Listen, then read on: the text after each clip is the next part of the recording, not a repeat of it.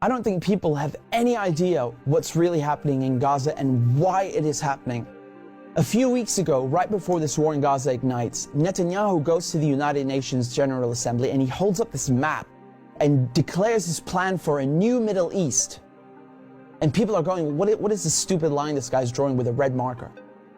What it is an economic corridor that stretches all the way from India to the United Arab Emirates, into Saudi Arabia, into Jordan, Israel, and then finally to the entire European continent. I mean, the United States at this point, seeing their influence starting to fade, seeing the relevance of the dollar recede after they stole $300 billion from Russia. You have all these spooks in Washington and Tel Aviv, running around desperately trying to counter BRICS and counter China's new Silk Road.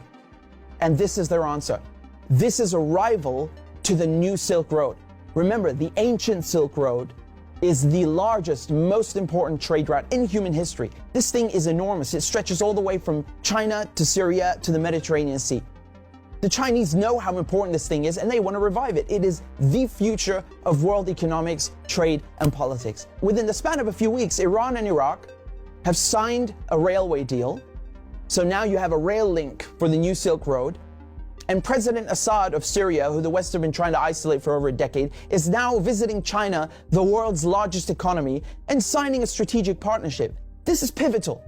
So now the new Silk Road has rail access all the way to the Mediterranean Sea through Syria's port in Latakia. So not just land, but maritime trade.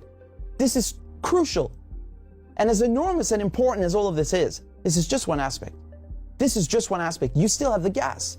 How can we talk about the Middle East without talking about gas and oil? When the US instigated the Maidan coup in 2014, that wasn't just about NATO expansion and encirclement of Russia. This was about surrounding, controlling, and cutting off Russian gas to Europe.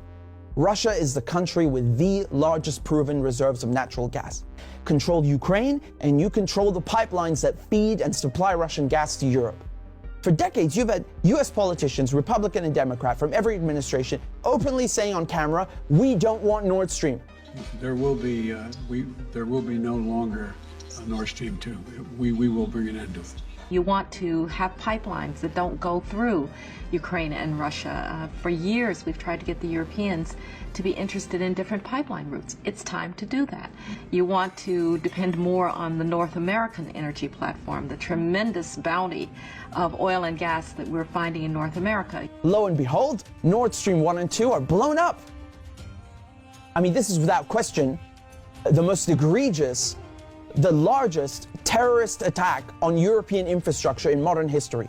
There are only 3 countries on this planet that can pull this off. They are Russia, Britain, and the United States. And let me tell you, it was not Russia. You combine that with the sanction packages from the European Union, banning Russian oil and gas. I mean, talk about shooting yourself in the foot. So now there's no more Russian gas coming into Europe. And just like that, the United States have achieved a long-standing foreign policy objective. Now, the only other country with enormous gas reserves, the second largest in the world, is Iran. Iran signed the nuclear deal in 2015 and 2016. They're complying in every way imaginable. The IAEA at the UN cannot be happier. And then the United States, the guys who orchestrated the whole deal, go back on their word and they rip it up just like that and reimpose sanctions on Iran. So now Iran is barred from selling its oil and gas to Europe and others. So Russia and Iran, the 2 countries with the largest gas reserves, are out of the picture. Then Israel, all of a sudden, proposed themselves as a solution to the European Union's gas shortages. Take our trilateral energy, for example, that we closed in June with Egypt and Israel.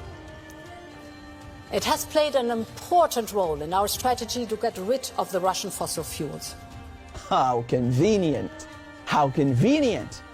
In 2010, they conduct a geological survey and find this monstrous giant gas field in the Middle East. It's called the Leviathan, and it's in the Mediterranean Sea on the Levantine Basin. That means it's right off the coast of Palestine, Lebanon, Syria.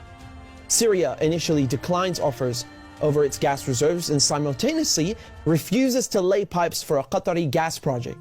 What a coincidence! Barely a year later, war breaks out in Syria. And who's funding it? Qatar and Israel and the United States are just some of the parties funding and running this war to overthrow the government in Damascus. Today, the United States control 1/3 of Syria. They control all of Syria's oil fields, and Israel is bombing Syria's most vital port, Latakia, on a regular basis. So they're cutting off all the oil revenue and destroying, crippling any maritime activity, such as trade, such as gas exploration. Another major port on the Levantine coast is in Beirut, which mysteriously explodes in 2020.